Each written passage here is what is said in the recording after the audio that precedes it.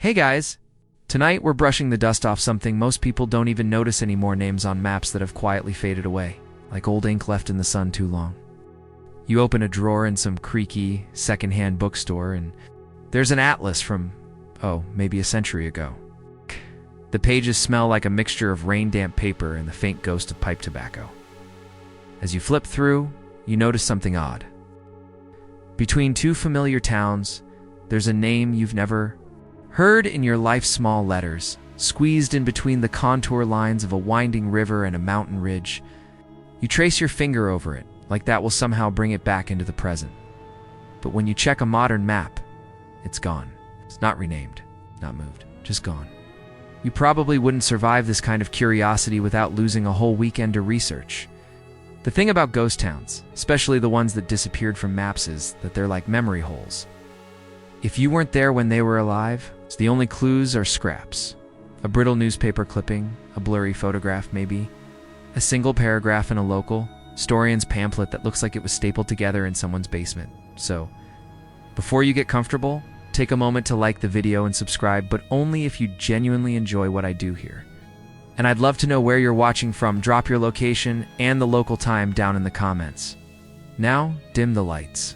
Maybe turn on a fan for that soft background hum. And let's ease into tonight's journey together.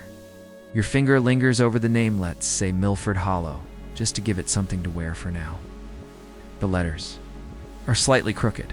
It's probably hand-lettered by some overworked map engraver in the late 1800s.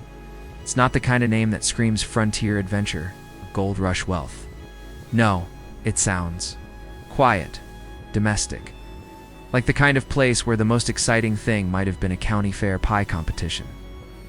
Historians still argue whether these vanished spots were deliberately erased, sometimes to hide a tragedy, sometimes simply because there was nothing left worth marking. The fact is, a name on a map costs space, and if the cartographer needed room for a railroad line or a newly drawn county border, some little dot might get pushed into oblivion. You imagine walking there, yes, even though the modern road signs don't acknowledge it. The air would change as you got closer, like walking into a slightly cooler pocket of time. Maybe the grass is taller here, the ditches full of wildflowers that have been blooming unbothered for decades. The silence would be different tonight, the silence of the countryside, where you still hear birds and the distant sound of a tractor, but the kind where even the insects seem to keep their voices down. A quirky tidbit: some ghost towns still technically exist. Under your feet, Milford Hollow could be paved over as part of a suburban cul-de-sac, its last wooden beams rotted away under manicured lawns and plastic garden flamingos. Somewhere under a barbecue grill or a kid's swing set could be the buried outline of the old post office. You pass your fingertip along the map's faded lines again, half expecting them to smudge. Instead, they hold, as if stubbornly saying, "We were here, we mattered." And you know this first page of your journey is just about opening the door. The rest will take you down roads where the past didn't just fade, it was quietly folded up, slipped into a drawer, and forgotten. Asterisk, you start walking toward Milford Hollow in your mind, the way you might set out on a late afternoon stroll without telling anyone exactly where you're going. The road is cracked and uneven, shaded by cottonwoods whose roots have been shifting the earth for over a century. A breeze pushes the scent of damp earth toward you, carrying something faintly metallic like the ghost of iron nails left to rust. The air feels heavier here, though you can't quite explain why. In the 19th century, this place was probably just a cluster of homes along a wagon route. That's how many towns began. Someone needed a spot to water the horses, then a general store popped up, then maybe a blacksmith, and eventually a church whose steeple would stick out like a polite hello to travelers from miles away. Historians still argue whether Milford Hollow disappeared because of a single event, like a fire or flood, or whether it just drifted away, one family at a time.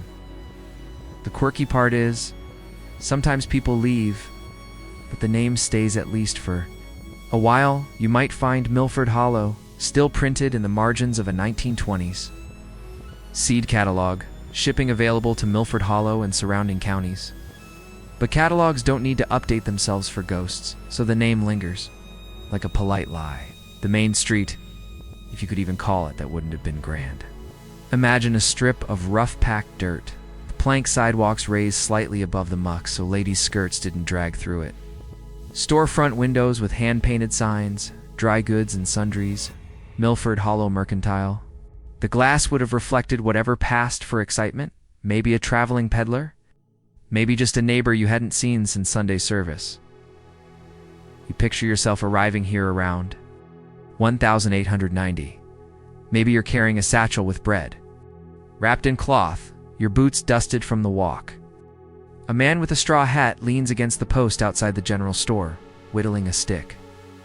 He glances up but doesn't say anything. Small towns didn't always greet strangers with open arms. Behind him, a narrow fence marks the edge of a garden, the beans climbing its weathered slats like they've been doing it for generations.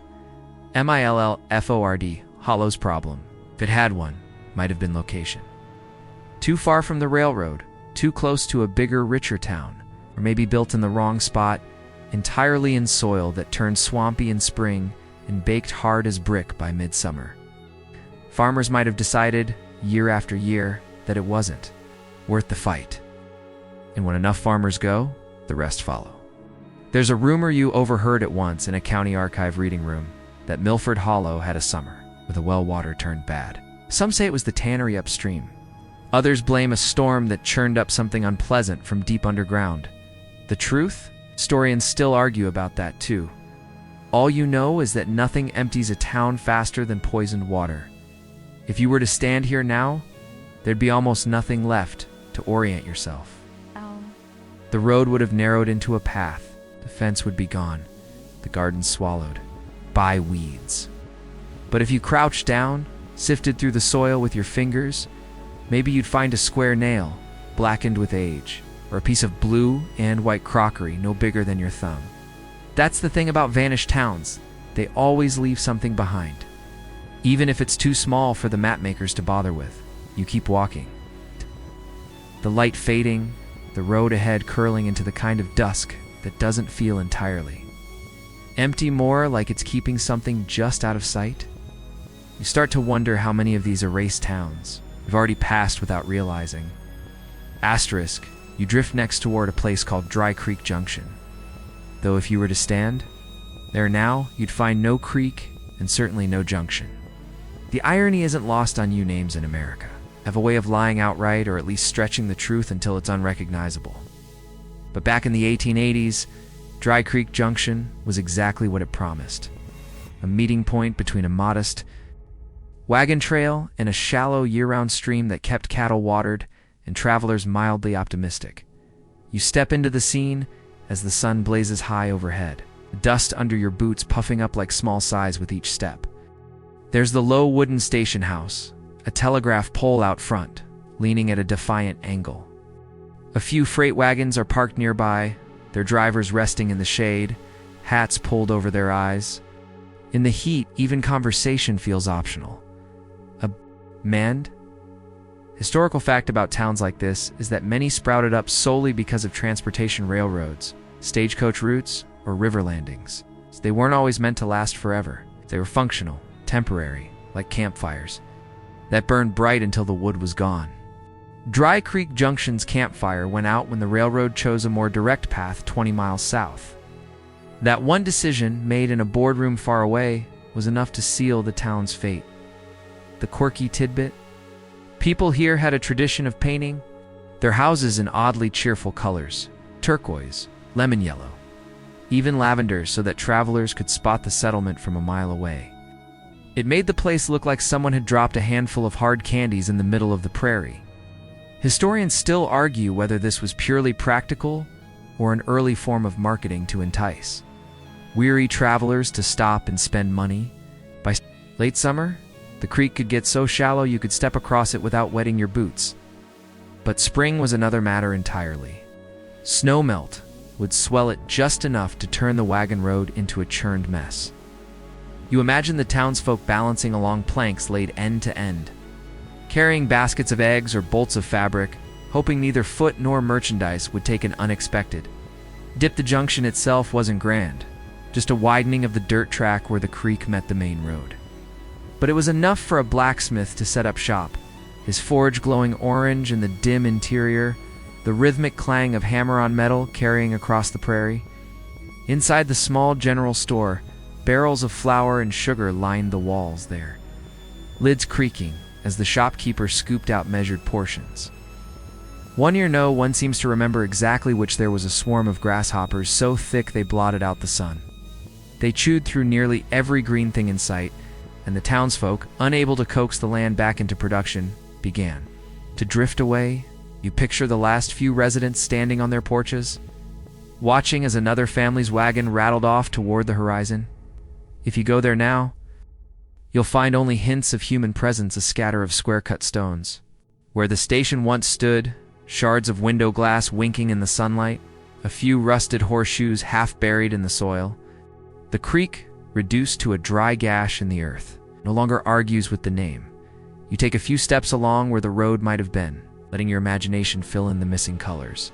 The turquoise siding, the lemon trim, the way the sunlight must have glared off fresh paint on a June afternoon. For a moment, Dry Creek Junction feels less like it vanished and more like it simply closed its eyes and decided to rest. Asterisk. You leave the dry bed of the junction behind and follow the faintest coolness on the wind. That secret clue water always gives away, even when it's trying to keep a low profile. The grass darkens a shade. The soil under your boots goes from crumbly to springy. A chorus of frogs you can't yet see begins practicing its scales. Rivers, unlike maps, don't feel obliged to honor promises. They bend and rethink and negotiate with gravel. They sleep in one bed and wake in another. If a town builds its front porch too close to that restless conversation, well, one morning the river might simply decide the porch looks like a better channel. You picture yourself standing on the bank of a broad chocolate-brown current about 120 years ago, the air busy with gnats and gossip.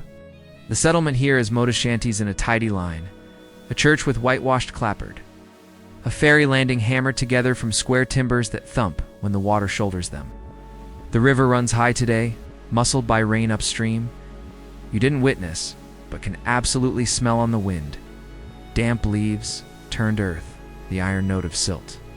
Someone points to a cut forming on the far bank, the water curling in with that cat-like insistence rivers use when they've chosen a spot to chew mainstream. Historical facts sidles in with wet boots. Entire communities in North America have been lost to river avulsions. Those abrupt course changes where a river abandons its bed to carve a new channel, sometimes miles away in a single season. The Mississippi is famous for it.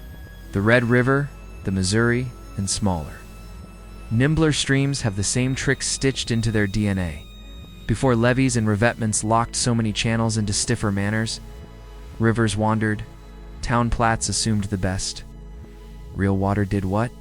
It wanted you drift along the bank with the ferry master, who has that look people get when their job depends on a landscape staying just this much and no more. He squints at the mid-channel sandbar, which has grown a green fuzz of willow volunteers since last spring. That's never a good sign. Give a sandbar a haircut of willows, and within a few years it's a proper island, and the current will choose a favorite side to court. You follow his gaze and feel it. Tootha River is flirting with the opposite shore, curling and whispering and tugging the bank into slumps. The town is on this side. For now, quirky tidbit arrives with a splash of folklore. Families here keep a flood box under the bed candles, a coil of rope, an iron skillet too seasoned to abandon, a folded map with the ferry line penciled twice, and a corked bottle with the house name written on a scrap inside. If the river takes the house in the night, the bottle goes too, and maybe, just maybe, someone downriver will find it and write back. Joke 1. The 1903 version of location sharing, less battery anxiety. More catfish. The water climbs into the cottonwoods and learns to knock. Night after night, the town sleeps to a new percussion. Root balls scraping, driftwood tapping the ferry timbers, a warble from the eddy that used to be a quiet cove. You stand at the church door with the whitewash peeling. You see the fresh chalk lines on the threshold. You've learned to spot by now small assurances against big uncertainties. The bell rope smells of wet hemp. Someone has spliced it. Twice this week, historians still argue whether the final blow for places. Like this was a single monstrous flood, the kind that stamps a date into family stories or the unglamorous, cumulative theft of inches.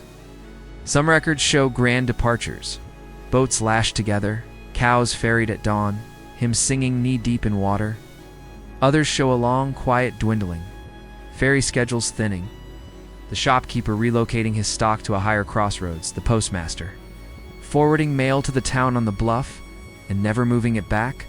Was it a catastrophe or a negotiation lost slowly? The ledger books won't agree.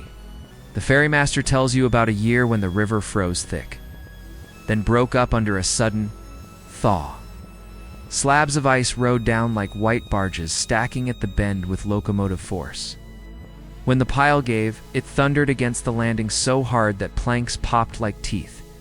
The town repaired what it could, nailed and prayed the rest. Spring came on with its usual charm, offensive willows, limed with green.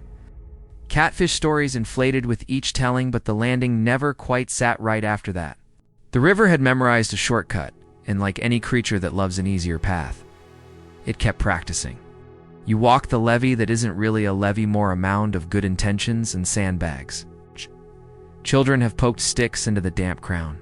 Someone has planted pumpkins on the dry side, the vines tumbling over as if the earth were just another fence to climb.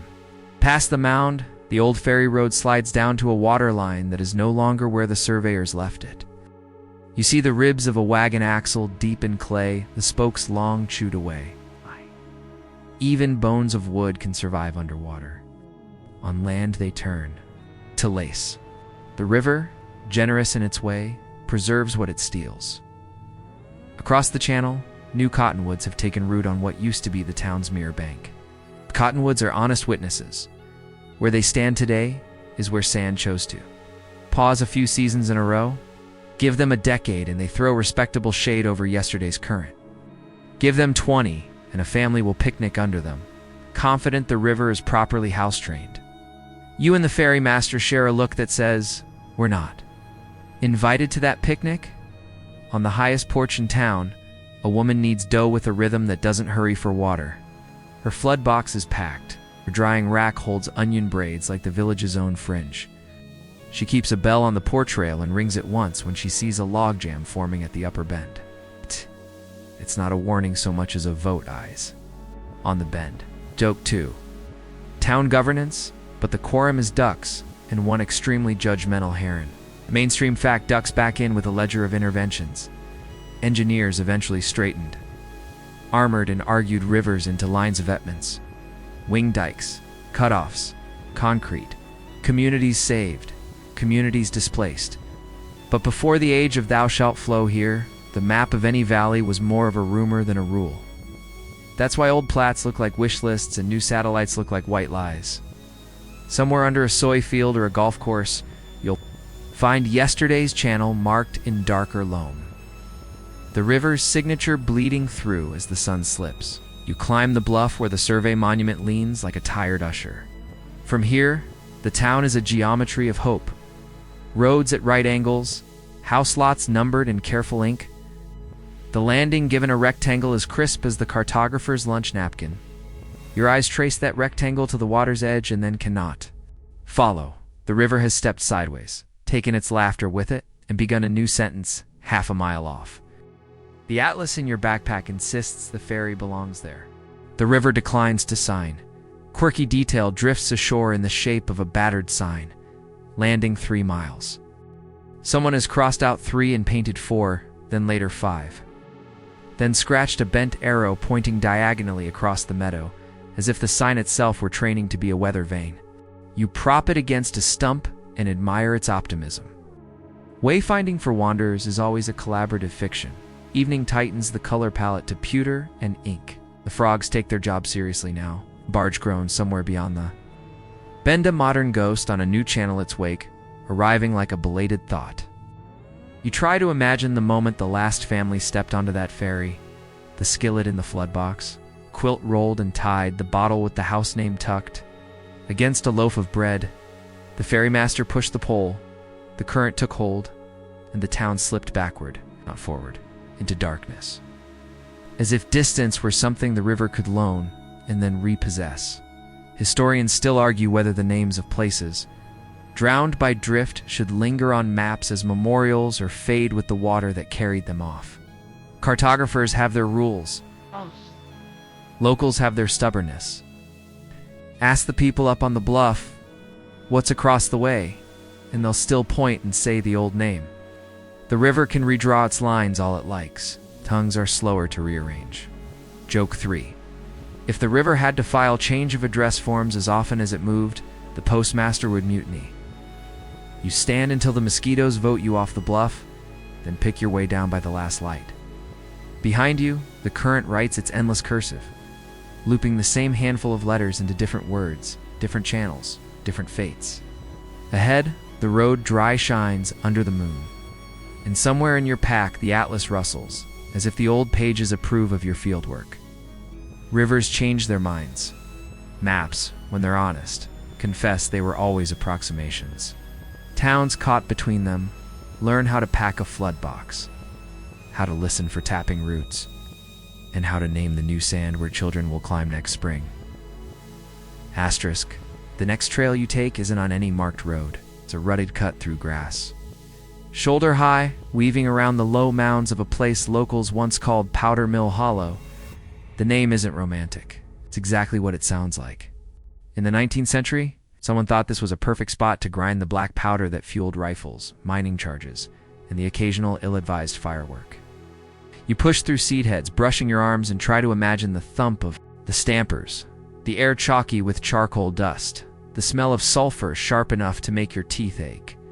Back then, Hollow wasn't just a cluster of buildings, it was an enterprise. A wheel turned by the stream in the ravine, leather belts snaking up to drive the rollers. Workers in coarse linen shirts kept their sleeves rolled tight. Powder and loose fabric were an unwise mix. The rules were strict. No open flames, no hobnail. Boots, no whistling on shift. That last one wasn't superstition. Whistling meant pursed lips, which could spark on a pinch of grit in your teeth. The stream below. It's now so lazy it's almost an afterthought, once spun fast enough to keep. The entire mill in motion, mainstream historical fact, steps forward in neat boots. Black powder mills often stood apart from towns for good reason. The slightest mistake could trigger an explosion. So these places were tucked into valleys or hollows, sometimes shielded by earthen berms, so that a misfortune wouldn't take out half the county. Powder Mill Hollow's output supplied hunting, camps for miles, and even shipped barrels downstream to the rail line. For a few decades, it was a name you saw stamped on crates in the back of general stores. Quirky tidbit drifts in with a grin. Locals swore you could tell a powder man by his eyebrows, or rather by their absence. The fine dust would cake on hair, and over time, the mix of sulfur and charcoal bleached it out or burned it away. There was one fellow known as Blink, not because of quick eyes, but because without brows, his expressions always looked slightly surprised. Joke 1. The ultimate poker face, nothing to read above the eyes. You follow the curve of the ravine to where a line of foundation stones peeks through nettles. The air is damp here, full of green rot and the quiet drip of water from the ledge. Above, you can picture sacks of saltpeter stacked under a lean-to, the foreman pacing with a tally book. Powder work was repetitive, exacting. Every grain had to be ground and sifted just so. One errant pebble in the mix and the batch was ruined, or worse. Historians still argue whether the end of places like this came from one defining disaster. Boom that lit the sky and scattered timbers for acres, or the slow creep of industrial change. Some records hint at an accident in the late 1880s, though the language is vague, as if the scribe was writing around something best left unstated. Other sources suggest a larger steam-driven mill opened closer to the railhead, and Powder Mill Hollow simply couldn't compete. The truth may be a knot of both, one loud event that made the decision easier. You step carefully along a section of collapsed wall, your boots sending small stones rattling into the hollow. Beside a moss-slick boulder, you spot the iron rim of a wheel, half buried. Spokes are gone, the rim chewed by rust, but it's still whole enough to hint at its purpose spinning. 8. Hauling turning grainy black dust into something dangerous and profitable. You crouch and run a hand over the pitted metal. Cool, damp, almost oily from the years underground. A little farther up the slope, the stream trickles over a ledge into a pool, and in the still water, you see the faint geometry of cut stone beneath. This might have been the mill's wheel pit, where the rush of water dropped with enough force to turn a vertical wheel. Now minnows dart in the shade, and water striders trace lazy hexagons on the surface. If you lean close, you can smell the minerals. The old wood's ghost still lingering under the moss, one of the stranger local tales. Quirky detail number 2 claims that on damp autumn nights, you can hear the hollow thump, thump of the old stampers, even though they've been gone a century. The sound isn't steady, it comes in threes, then stops, as if someone is testing the machinery. Skeptics say it's just the echo of deer hooves on the ridge. Believers point out that deer don't keep time. Joke 2. Unless the deer are practicing for a barn dance past the pool. The trail steepens, climbing toward the ridge where the road once ran. Here the remains of the storehouse tilt under a blanket of brambles. The doorway is a dark mouth. Inside, you can just make out the ribs of the roof where slates have slipped, letting in fingers of light. Standing here, you realize how isolated this place really is. No church bell to mark the hour, no market chatter, just the mill's own rhythm and the low murmur of the stream. Mainstream fact pops back in to note that many ghost towns like this one weren't truly towns at all, but company hamlets built for a single purpose, and vulnerable when that purpose went away. Workers lived in rough cabins nearby, close enough to hear the mill whistle. When the work stopped, so did the rent, and the cabins emptied almost overnight. A place that had been noisy, even dangerous, slipped into the quiet so quickly that, within a season, it felt like it had always been this way. You crest the ridge and find the old road to faint ruts lined with sumac. The view back down into the hollow is thick with summer green, the stream just a silver thread. Without knowing, you'd never guess the kind of labor, hazard, and precision that once filled that space. The name lingers on some old maps, but without context, Powder Mill Hollow could just as easily be the name of a hiking trail. Quirky detail number 3. In the nearest town. The general store still sells hollow biscuits, a dense molasses cookie stamped with a pattern said to mimic the wheel spokes of the old mill. Whether the recipe really dates back or was invented by a marketing-savvy baker in the 1920s, no one agrees. They're tooth-achingly sweet, and the crumbs stick like paste, but they sell out every fall. Maybe it's nostalgia. Maybe it's just sugar doing what sugar does. As the sun tips west, the hollow falls into shadow fast. You head back down, the rutted track, the air cooling, the smell of damp leaves rising. Somewhere behind you, a single thump echoes, followed by silence. You don't turn around not because you're afraid, but because in a place like this, some sounds are better, left unverified. The map in your pocket still shows a dot here, but it's a dot that only means something if you already know what's missing. Asterisk. You change directions the way a map does when it realizes north isn't where it left it, and the grass underfoot gives way to grit, a different kind of sparkle, rougher, promising wealth, if you can convince it. The air goes metallic, dry as a cough. Even the wind seems to carry sand in its pockets. Ahead, a scatter of weathered shacks clings to the slope like barnacles tacked to rock, each with a stovepipe listing at an angle that says, "I did my best." This is a boom town after the boom. The moment the photograph is taken, long after everyone stepped out of frame, a sign that once shouted the town's name hangs on a single nail. And the missing letters spelled silence by day, when the veins still whispered yes. This place would have been loud enough to frighten cloud stamp mills, pounding quartz to dust, sluice boxes rattling pebbles, men calling for shovels, for water, for luck. And you imagine yourself showing up at dusk in 1852 with a pick you barely know how to hold, and a frying pan that will do double duty because that's what pans do. Your bed is a blanket on the floor. Your alarm clock is the cough of the neighbor whose claim is closer to the stream.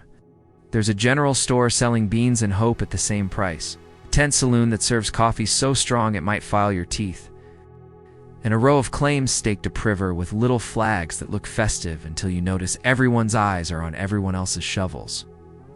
Mainstream. Historical fact takes the pan and swirls the gravel. Boomtowns bloomed and folded with astonishing speed across the American West California in the late 1840s and 50s.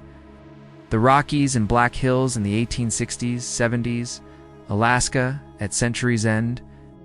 Some grew into cities, their luck sustained by railroads, deeper loads, and capital. Many more winked into existence for a season or two and then deflated, leaving behind nail-studded boards and names cartographers penciled in with a question mark. Newspapers of the time happily exaggerated the ounces per pan. Speculators happily sold lots on dry creek beds, with more dust than water. When the ore pinched out, the news cycle found a different stream to bless, and the mapmakers followed. You walk through what's left of Main Street to false front facades. A blacksmith's lean-to, with its hearth cold and a horseshoe nailed to the door just as optimistic as the ones you saw on fence posts, and a building with curtains still nailed to the window frame. Someone painted the interior a surprising blue coastal, cheerful, wildly at odds with the grid outside. Maybe it was a boarding house. Maybe a place where, for a few dollars, you could pretend the world had pillows. Joke 1. The pillows were probably stuffed with sawdust and ambition. Up on the tailing piles, the ground looks like a quilt sewn from gray and pale rose, and the occasional rust-orange seam. Each ridge is the history of a day's confident stone, ground fine and flung aside in hope of a brighter sliver. You pick up a fist-sized chunk, and it sparkles with mica, that notorious liar. Quartz winks too, which is kinder. It at least admits it's pretty. In a shallow trench, a board sluice still lies in place, its riffles packed with baked mud. If you wet it, you might coax out a flake or two. Not enough for a ring, enough for a good story. Quirky tidbit. Miners often named their claims with gallows humor. Last chance. No dice. Providence maybe. Better luck. And if a claim delivered, they sometimes renamed it with equally shameless optimism. Like introducing an old dog as a prize-winning pup. Whole towns followed suit. The settlement here was once Sundog, then Bellyache, then on a map for 2 years new. Barcelona, because the promoter had a cousin who'd been on a ship once. Historians still argue whether these name games were branding, bravado, or simply a way to practice hope out loud.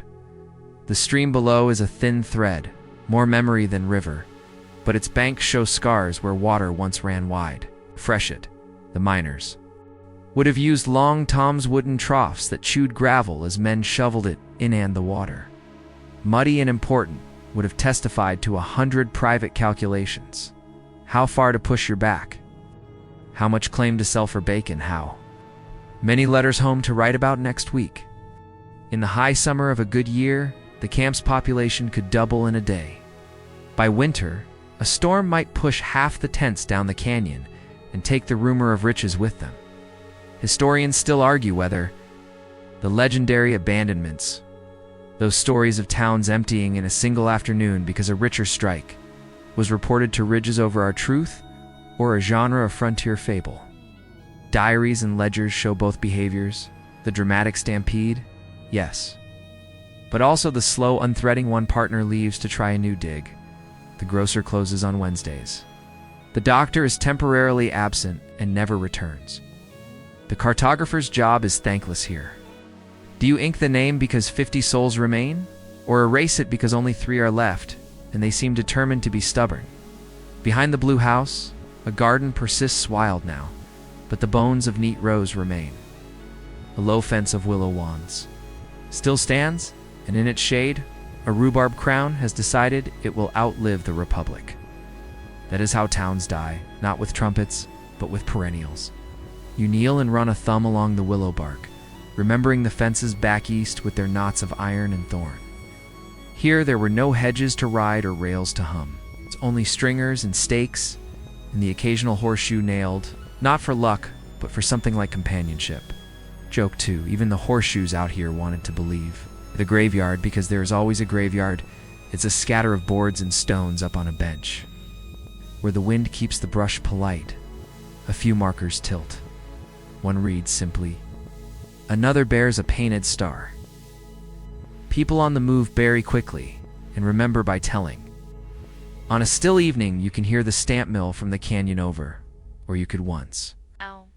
Now the sound you hear is your own breath and the last bee of the day telling the thistles a bedtime complaint. A lizard does push-ups on a warm rock like a tiny sentry who takes fitness very seriously.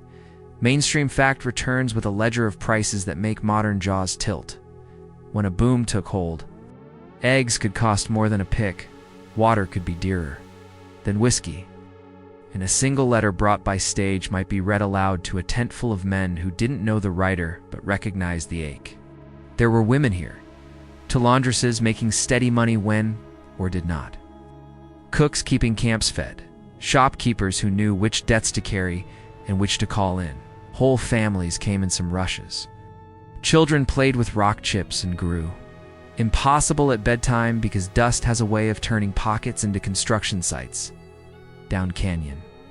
A larger scar marks where a company moved in after the first wave, bringing stamps tall as houses, cyanide tanks, and men with ledgers who did math with an optimism even courts would envy. They built a boarding hall with proper bunks, a school, for exactly 2 winters, and a tram line that squealed like a wet violin. For 5 years, the town's name appeared in bold on regional maps. Then the ore thinned, or the investors did, and the stamps went quiet.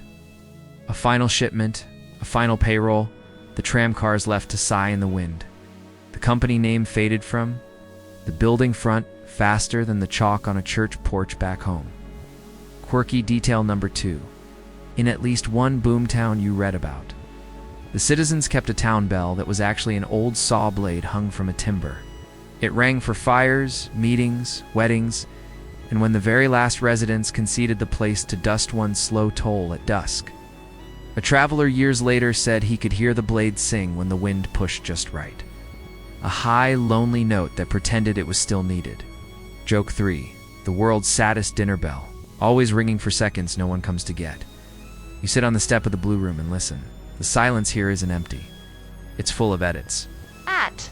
The street you see has been erased and redrawn, a dozen times by water, hoof, and hope. If you scratch at the surface, lift a plank, pry a nail, you find layers that don't agree about what the town was called. Which month was best? Or who had the right pan? In your mental pack, next to the flood box in the atlas, you keep a small tin labeled samples. Into it go 1 nail polish by thumb, 1 flake of mica for humility, 1 seed from the rhubarb because something always insists as evening leans. Across the tailings, coyote prints appear in the dust where you would have sworn none were a moment ago. Shadows of old claim stakes turn long and then are gone. The map in your head keeps trying to put the town back, to fix its name with a dot that won't run in the rain. Cartographers will tell you that a map is a promise, but boomtowns reply that a promise is just a kind of hope wearing boots. Tomorrow, you'll walk onto a place where epidemics redrew the streets and doorways, learned a new shyness.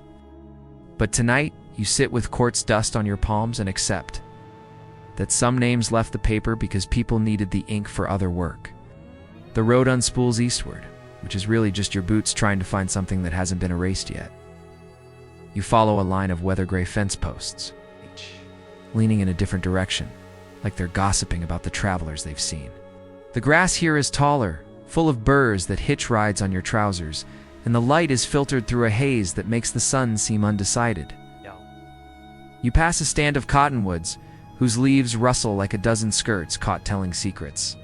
Then the roofs appear, rather the absence of roofs. Squared-off brick shells open to the sky, their corners still holding stubborn. This was a port town once. Though now, the water is half a mile away and going about its business without glancing back. When you step into the main street, the first thing you notice is how the buildings face each other like polite strangers who've run out of conversation. The old wharf pilings are black with age, standing in neat rows that now host only gulls. And the occasional heron, mainstream historical fact rolls in on the tide during the late 19th century. River and coastal ports sprang up wherever there was a need to load lumber, cotton, fish, or manufactured goods. The combination of shipping, lanes, and rail connections could turn a handful of warehouses into a small city within a decade. But tides shift literally and figuratively, and when channels silted, shipping moved elsewhere, or the railroad bypassed the dock, towns found themselves stranded. Here the brickwork is fine, with archways suggesting a certain civic optimism. One doorway still bears a carved keystone with the year 1884. You imagine walking in when it was a chandlery?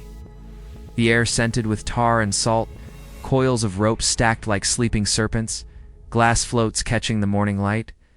There'd be sailors in oilskins buying lamp oil, a boy sweeping the step, and a clerk who could knot a bowline in his sleep. The sound of the river would be constant, like breathing barges creaking, water slapping pilings, the cries of gulls, and the occasional off-key whistle from someone who fancies themselves a tune. Quirky tidbit. In some such ports, local taverns kept a special pilot's chair near the fire for river pilots, whose job was to guide ships safely through treacherous channels. The chair was theirs for life, and even in their absence, no one sat in it. Historians still argue whether this was genuine respect, superstition about luck, or a way to keep the seat dry for the man who knew the way home. The cobbles under your feet are uneven, patched in places with newer stone that's now also old. Between them, tiny plants have taken rootsy thrift, plantain, the occasional determined daisy. You stop by a wall where painted letters still faintly declare mercantile. The paint's flaked to the point where it feels like it could vanish with one hard rain. There's a rusted bell by the door, its clapper long gone. You give it a tap. The metal sings faintly, like a memory checking in. Joke 1. At least it didn't sound like closing time. Farther down the street, a church stands with its steeple still intact, weather vane frozen mid-spin. Its door is ajar, revealing pews gone silver with dust. You can picture a wedding here, bouquets of whatever flowers were blooming. The bride stepping carefully to avoid catching her hem on a splinter. The groom's boots freshly polished with tallow. The hymns would have floated out over the water, mingling with the scent of brine and the tang of fish offloaded at the docks. Historians still argue whether the decline here was a slow trickle or a sudden cut. Old newspapers suggest the dredging stopped one season because the silt had simply won. Letters from merchants talk about waiting weeks for ships that never arrived. A rail spur was proposed, but never built, possibly for lack of funds, possibly because another town bribed harder. Either way, the goods stopped moving, and without goods, people followed. In the shell of what might have been a boarding house, a staircase still leads to nowhere. Each step creaks, though you weigh less than a century of dust. In the corner of an upstairs room, a seagull has made a nest from twigs, fish bones, and a single red ribbon. Joke 2. You guess even gulls like to decorate. Through the empty window frame, you can see the river's silver thread in the distance, indifferent as it slides past. The town well sits in a small square, its stone lip polished by countless hands. A wooden bucket, bleached almost white, hangs from a rope that looks like it would rather not be asked to hold much. The water inside reflects the sky, broken only by a few floating leaves. You imagine drawing up a bucket on a summer day, when the air smelled of salt and tar, the splash loud against the backdrop of work. A child would drink first, then run off to chase a dog down the alley. Mainstream fact again. Ghost ports are among the trickiest for archaeologists because the water lines change. And so much of the town's life happened on docks and ships that left no trace once gone. What remains are the land-based skeleton storefronts, warehouses, churches, and homes that slowly get repurposed by wind, birds, and plants. In some cases, the water reclaims them entirely, leaving divers to swim through what used to be parlors and offices. You turn a corner and find the post office. Its pigeonholes are still labeled in neat script. Ames, Barker, Chang, Delaney. Some have envelopes inside, their paper crumbling but the ink still legible. Names waiting for faces that left too soon or too late. You resist the urge to open them, though you imagine the contents, news from a priver, receipts, maybe a pressed flower from a garden that no longer exists. Quirky detail number 2. in certain ports. Sailors carved scrimshaw not from whalebone, but from driftwood, using sail needles to etch maps, mermaids, or the names of sweethearts they'd only see once a year. Such pieces sometimes turn up in ruins, mistaken for scrap, until someone notices the lines forming a familiar coast. Historians still argue whether these carvings were meant as keepsakes or talismans to guide a safe return. By the time you reach the edge of town, the sun is low, and the light paints everything in soft gold. The path to the river is overgrown, but you follow it anyway, brushing past tall grass that leans into you like it remembers. At the old dock, the water laps quietly at the pilings. You can almost hear the bustle that used to be ropes creaking, voices calling orders, the thud of cargo meeting deck. Now there is only the rhythm of the water and the occasional cry of a bird settling in for the night. The air smells of brine and old wood. You stand there until the light fades completely and the water becomes a strip of polished slate. Somewhere behind you, the town waits in its brick and silence, holding the shape of days that no map will mark again. You smell the sea before you hear it, the clean salt cut with a sour note of rack, like someone's left a basket of kelp in the sun to think about its decisions. The path narrows through marram grass, and then the dune drops away, and there it is, a scalloped bay cupping a thin crescent of village. Weather-gray cottages squat shoulder to shoulder, roofs lashed with rope like sailors pulling tight against a blow.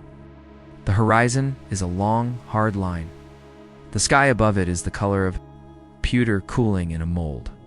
Off to your right, a bell buoys its way up and down with the gentlest insult of wave. And even that small sound feels like a nervous habit. This hamlet never pretended to be more than a conversation with the sea. Nets dry on racks, their knots stiff with old salt. Oars lean beside doorways like crutches. A skiff sits half-buried where sand decided it would prefer real estate to shoreline. You step into the main lane, really a foot wide in track hand every board, and lintel has the look of being reused from something else. Ribs of ships have become fences. Broken masts have grown into porch posts. Out here, nothing is trash until the ocean proves it beyond appeal. Joke 1. The sea is the original minimalist, keeps sending everything back. Mainstream historical fact comes in like a tide chart, on coasts from the North Sea to New England.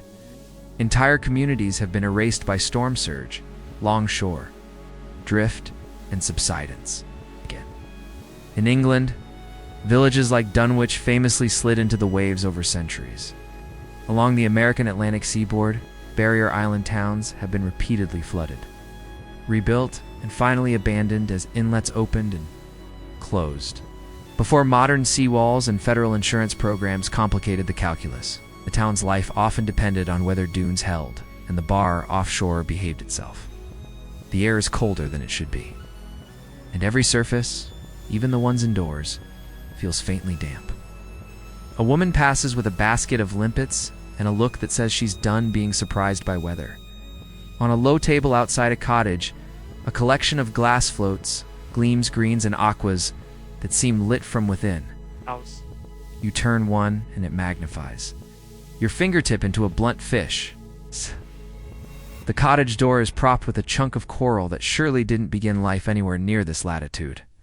Out here, provenance is a hobby for winter evenings. You wander toward the church mall, whitewashed. A roof steep enough to shed most nonsense, and its porch stones are carved with circles and daisies you recognize by now. The same quiet grammar of protection threads even here, where wind is the loudest parishioner. Someone has tucked a twist of dried sea lavender into a crack by the hinge. The purple has paled too gray but still remembers itself. The bell rope smells of salt and wet hemp. If you pull it now, you suspect the sound would be swallowed whole by the open air. Historians still argue whether the final unmooring for places like this was one apocalyptic storm pick a year, and someone's grandfather will nod o'er the duller arithmetic of sand moving grain by grain. Shiplogs tell of hurricanes that chewed whole streets into drift. Other records show deeper channels forming year over year until the harbor shifted and fishing boats had to travel too far to launch or return. Was it drama or erosion? Families who lived here could probably say both, with a shrug that tasted of brine. You step over a coil of rope and peer into a shed where a cobbled pump sits with a bucket beneath its spout. A chalk line on the interior wall marks the great water at shoulder height. Below it, lower notches tally lesser insults. Quirky tidbit. Some hamlets treated flood marks like family heights on a kitchen door frame. Your year was up too. There, mine beat it by 2 inches, pride threaded with gallows humor, because what else can you do when the tide has opinions about your furniture? Joke 2. Tide tables, but for sofas. Beyond the last row of cottages, the beach runs down. To a bar at low tide, a humpback sleeping under a sheet of foam. Old men with caps tugged down stand there and discuss sand like politicians, where it went and where it's from. Whether it will return independent or with conditions. You follow the strand line and find a scattering of pottery blue willow shards. The indigo's still stubborn. A button, the lid of a tin with letters almost rubbed away. You tuck nothing in your pocket. Here that would feel like stealing a story mid-sentence. A nor'easter once tore open the dune line, and the ocean simply walked in like it owned the place. The lane you're on was a channel for 3 days, boats tied to bedposts. Chickens roosted. On the rafters, someone rode a cow from one loft to another. The grain in the church was spoiled. The schoolhouse became a cooper's workshop because staves, unlike slates, do not mind a little brine. A generation later, another storm came from the opposite point of the compass and did the same dance with a different rhythm. Rebuilding becomes a kind of liturgy. Sweep, dry, nail, bless, repeat. Mainstream fact returns to point at the long shore. Current running its quiet conveyor belt parallel to shore. Sand is always on the move, and inlets open where storm and tide conspire. Once an inlet cuts behind a barrier, the island reshapes itself with all the slow confidence of a creature stretching.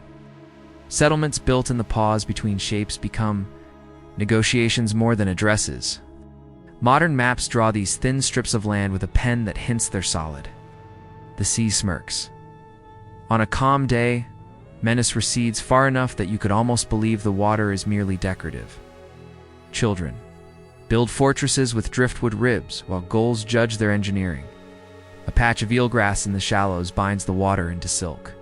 But the cottages wear their history openly. Doors high on hinges made to lift off quickly. Shutters barred from the inside. Rafters braced with timbers salvaged from wrecks. Every nail is placed like a prayer. Joke 3. The local hardware. Shop sells pre-blessed screws by 10. Get a weather charm free. You meet a man with hands like net floats who shows you the stump of what used to be the lane's last cottage. He says his grandmother's grandmother remembered when it stood 50 paces farther seaward. Each generation they move the house back, plank by plank, like a chess game against an opponent who never tires. Finally, the house lost interest before. The sea did. It dismantled it and used the wood to patch 3 others. He points to a lintel with a dent you can fit your thumb in. Door latch did that. Oh, must be 120 years ago. Wood remembers. So does salt. Historians still argue whether abandoning such hamlets was a failure of will or a wise surrender. Some argue it was environmental realism before the term existed. Others mourn the loss of maritime cultures that could have persisted with different policies, better dunes, or simply better luck. The archives show petitions for jetties denied, insurance claims delayed. Fundraising dances held in halls that 6 months later had a view of mackerel flashing right where the stage used to be. The mapmakers, patient as ever, waited a decade and removed the name quietly on the next edition. You climb the dune path above the last. The roofs are a patchwork of tar and rope. The lane's a script the wind keeps rewriting. Out past the bar, a line of white breaks where the seabed rises shoal brown beneath gray-blue. You think of the port town upstream with its brick ribs, and beyond that, the river with its flirtatious channel, and further on the boomtown that gambled and coughed itself quiet. Water and want both redraw maps. Only one leaves salt on your lips. A bell rings once practice, or habit, or warning. The air goes softer, as if the whole place has exhaled. A woman shakes a rug from her door, and the rug hangs there, conscious of its good fortune to be dry. You step back onto the sand-scuffed planks of the lane, feeling the give underfoot that tells you nothing here is as firm as it pretends. In a shed you pass, a board is marked with names and dates, each followed by a small fish drawn tailing. Off the line, maybe it's a tally of good catches. Maybe it's a roll call of those who left. The tide turns. You hear it first as a difference in the bell's interval, then as a new glint on the flats. The sea does what it does best: returns, revises, repeats. The cottages tuck themselves in a little tighter. You trace a fingertip along a lintel where the salt has furred the grain to velvet and promise the wood just for now that you'll look in again when the bar is kinder. Behind you, the dune grass shivers in a way that sounds like applause for any strategy that keeps roofs over heads for one more season. And when you step off the lane back onto the open sand, your footprints hold for a heartbeat, then soften, then very politely remove themselves from the record. The sea is an excellent editor. The maps will catch up.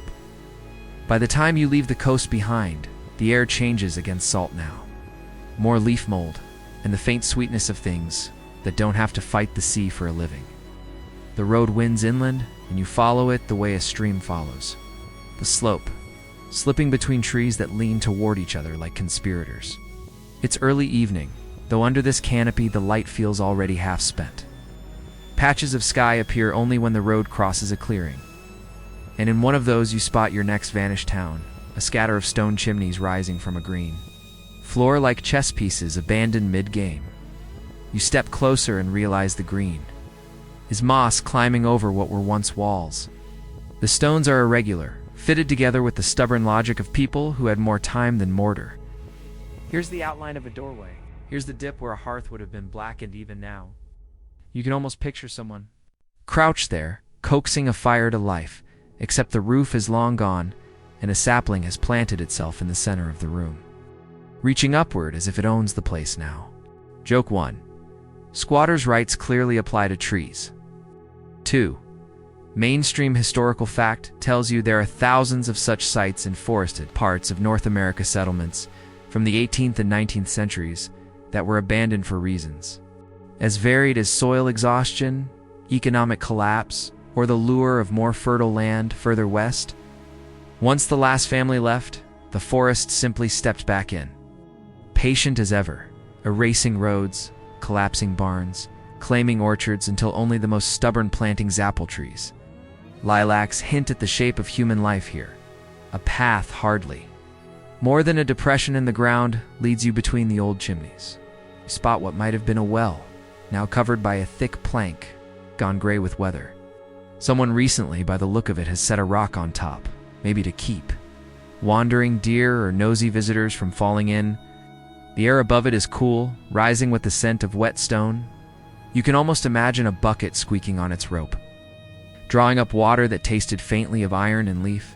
Historians still argue whether some of these towns were truly failures or simply victims of timing built in the wrong place, just before a better opportunity appeared nearby.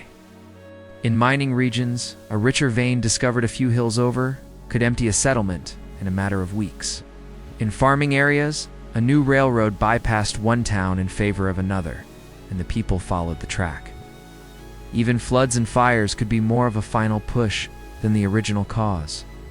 The records, when they exist, often blur the line between choice and necessity. One quirky detail catches your eye. A set of iron hinges nailed high into a tree trunk, far too high for any door. You walk around it and realize the trunk has grown up through what was once a barn wall. The hinges, frozen in place, are like earrings on a tree that's forgotten it's wearing them. And maybe the tree doesn't mind, it has the whole roof beam still embedded in its side like a very slow meal. Joke 2. Trees are the slowest recyclers. They never forget to finish. You find the schoolhouse or what's left of it by the line of low benches collapsed under decades of leaf fall. The blackboard is gone, but the frame for it remains. Leaning at a drunken angle, the floor is a soft carpet of needles now, and you have to imagine the sound of recitation, the scrape of chalk, the occasional thump of a booted foot on bare boards. A pinnacone rolls where a marble might once have. You wonder whether the last day of lessons here was planned, or if the children simply didn't come back after a winter away. Mainstream fact steps in again. In some cases, Entire towns moved together, relocating houses on sledges or rolling them on logs to a new site with better access to trade. In those situations, the old town site was left behind almost intact, a skeleton waiting for Ivy to flesh it out. Other times, families split, some stayed. Some left, and the slow trickle of departures made the place feel half live for decades before the last candle was snuffed out. You spot a lilac bush, tall and defiant, blooming as if it still borders a front walk. The scent is sharp and floral, cutting through the mustiness of the forest floor. A small stone step sits nearby, tilted and moss-patched. The only piece of a vanished house that seems to insist on holding its ground. You sit there, for a moment, listening to the forest breathe around you. It's quieter than the coast, but not silent, somewhere above. A woodpecker taps with the persistence of a craftsman refusing to quit before the job's done. Quirky tidbit: archaeologists sometimes use ghost orchards as clues to locate forgotten settlements. Apple trees, for instance, can live for centuries, and their arrangement throws clusters often mirrors the original layout of gardens and yards. Even in deep woods, might stumble on a patch of fruit trees whose spacing and alignment make no sense in the wild, whispering of hands that once planted them with purpose. You imagine returning here in winter, when the leaves have fallen and the bones of the buildings show more clearly. Snow would soften the lines, make the chimneys look like chess rooks in a frozen game. The lilac would be bare, the well sealed under a drift, the school benches invisible under a white quilt. Maybe then the place would feel even more like it's waiting, though, for what? You can't quite say. Historians still argue whether sites like this should be preserved, documented, or simply allowed to fade. Some argue that letting nature take its course is the truest memorial to the lives once lived here. Others believe these towns are part of the cultural fabric, worth maintaining at least enough to keep their outlines visible. There's no consensus, which means each site's fate depends on chance, land ownership, and sometimes the curiosity of wanderers like you. As you leave, you notice how the path you came in on is harder to see from this angle. The moss covers more than it reveals. The dips in the ground could be animal tracks instead of wagon ruts. You pause, look back one last time, and the chimneys already seem smaller, as if they've stepped back into the trees while you weren't watching. By the time you reach the modern road again, the forest has swallowed the sound of your footsteps entirely. The air feels warmer here, more open. But when you turn to see where you've been, there's nothing, no clearing. No hint of stone, just an unbroken wall of green, patient and inscrutable. You could point to where the town was, but unless someone followed you in, they'd never believe it had been there at all. The last stretch of road becomes paper under your boots, crinkly, cream-colored, faintly perfumed with old glue, and you find yourself in a room where the night sounds different. Less wind and frog. More scratch of nib, click of composing. Stick, soft hiss of a lamp drawing breath. This is where towns live or die a second time. A cartographer bends over a sheet, sleeves rolled, pencil tucked above one ear. The blue of a copy pencil staining his fingertips like he's been handling distant coastlines. The map is nearly finished. Rivers in disciplined curls, roads in disciplined lines, the world coaxed into tidy conversation. In the margin sits a name you know now by Foot Milford Hollow, or Dry Creek, or Sundog waiting to see if it still belongs. Mainstream historical fact: mapmakers don't work alone. They lean on gazetteers and postal guides on railway timetables, and census returns on letters from county surveyors who write in a hand so upright it looks like a picket fence. The United States. The Board on Geographic Names, formed in 1890, it standardizes spellings, and sometimes the very right to be inked. In Britain, Ordnance Survey's revision cycles decide when a hamlet becomes only a memory between contour lines. No post office, no depot, no population. The criteria aren't malicious, just bureaucratic. Maps are tools, and tools must be legible. Space on a plate is finite. A name must earn its punctuation. The cartographer taps the nib against the desk, looks from the sheet to a stack of correspondence. Post discontinued, 1907. Station removed to New Lane, 7 miles south. Population nil, seasonal fishermen only. You can hear the quiet arithmetic. The ferry landing moved. The oar pinched out. The bar cut the harbor off from its own breath. The pencil hovers, then draws a lighter line where a bold one used. To be, not a raised sure generalization, the polite euphemism of May prunes. The world is still there. The label has been invited to rest. Quirky tidbit. Some publishers once salted their plates with tiny and rat-trapped streets, invented lanes or bends to catch plagiarists. Now and then, a phantom alley lasted longer on paper than a real town did. In timber, joke one. If only Sundog had rebranded as Trap Street. It might still be in the Atlas. Another shop superstition. Never spill coffee on coastal plates. The ring looks too much like a harbor, someone once did, and a junior engraver almost traced it. Somewhere a catalog of misprints includes Mount Richard, a typographical promotion for a hill that was merely ambitious. Historians still argue whether the quiet dropping of names was a neutral mirror of change or a small act of power that helped finish the forgetting. Did atlases accelerate the vanish by denying travelers the hint of a stop, or did they merely tidy what the mailbags and timetables had already decided? In some cases, the answer is plainly systemic: consolidation of rail lines. Post office closures, county seats moved to bigger rivers. In others, the decision feels personal. A plate crowded with new subdivisions where the engraver needed room. So a dot with 5 stubborn families lost its seat at the table. You lean over the desk and read. The hierarchy coded into symbols, capitals, stout as bell towers, county seats with their proud squares, villages demoted to hollow circles, then to nothing at all. The engraver takes out the burnisher instrument with a misleadingly gentle name and rubs a ghost of ink until it thins. He draws a faint tick in the margin to remind himself to update the gazetteer entry. Milford Hollow, discontinued. It's not a verdict. It's a footnote. But footnotes do not travel in glove compartments. He turns to a river, and with an elegance born of practice, eases a meander into a truer path, matching the latest survey. Remember the ferrymaster's sign that walked from 3 miles to 4? 2, 5. Here the river's flirtations become an approved romance.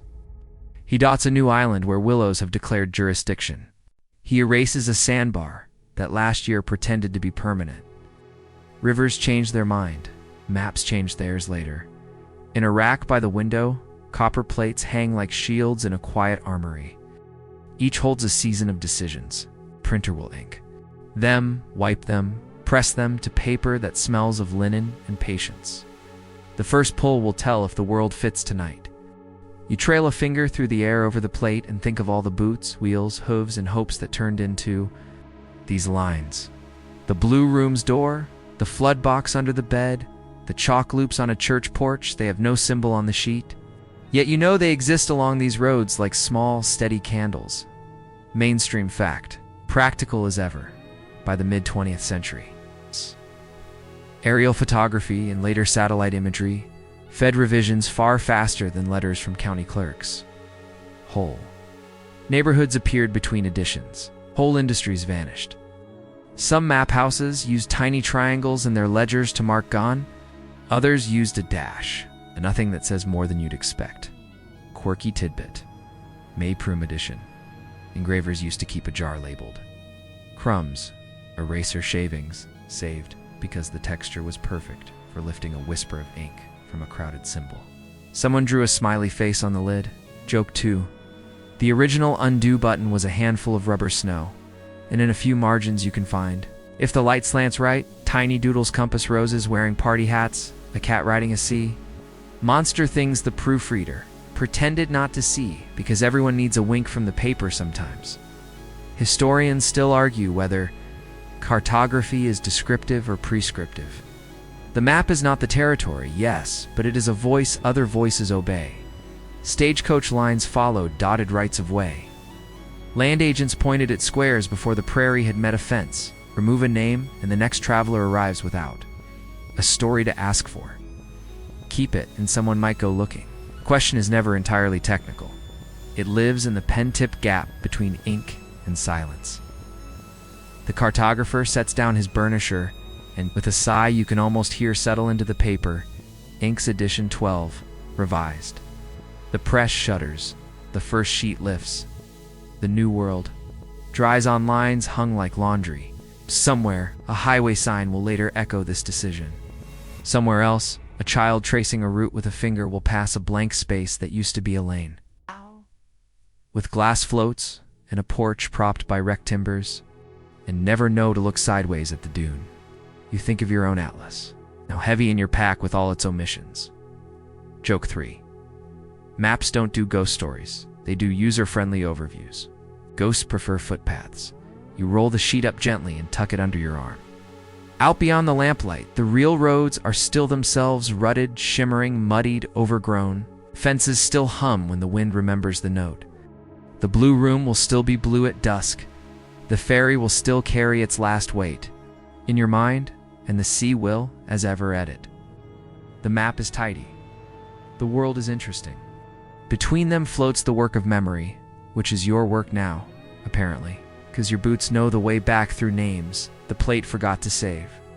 The Mayproom's lamp lowers to an amber hush, and the paper's crispness softens under your palm. Outside the windows, night smooths the hard edges of streets and shorelines until everything is gentle and slightly blurred, like ink washed once with clear water. You breathe in slowly, and the air tastes faintly of linen fiber and old glue, of rivers that have behaved long enough to be drawn, of towns that have decided to sleep. You let the rolled sheet rest against your chest and picture each place you've walked through tonight, the dunes stitched with rope and hope, the brick ribs of a port that prefers to listen now, the tailing piles cooling under a sky that has watched so many bets, the ferrymaster's sign leaning toward a changing channel, the forest chimneys wearing moss like green fur. In your mind, their names float up one by one, not demanding ink. Only a moment of attention, your steps slow, and the room seems to widen into a quiet field. The sound of the press fades to a faraway heartbeat. Somewhere a pencil settles in a cup with the softest click. You feel the day's little burrs. Dust, salt, bright, Michael loosen, and roll away. The blue room's paint deepens to dusk. The flood box shuts gently. The chalk circle on a threshold draws its last loop for the night. Breath in, breath out. The paper cools. The roads on it become pathways your mind strolls with no hurry at all. A fence hums a single note, and the note becomes a line, and the line becomes a resting place your thoughts can lean against. If a name has slipped from the atlas, it has not slipped from here. It simply settles lower, like a tide going out, leaving smooth sand and the soft shine of shells. When you're ready, you can set the sheet down and close your eyes. The lamp will dim itself. The towns will keep their own watch. Dot is only asleep, and in this easy dark, even the rivers are content to stay within their banks until morning.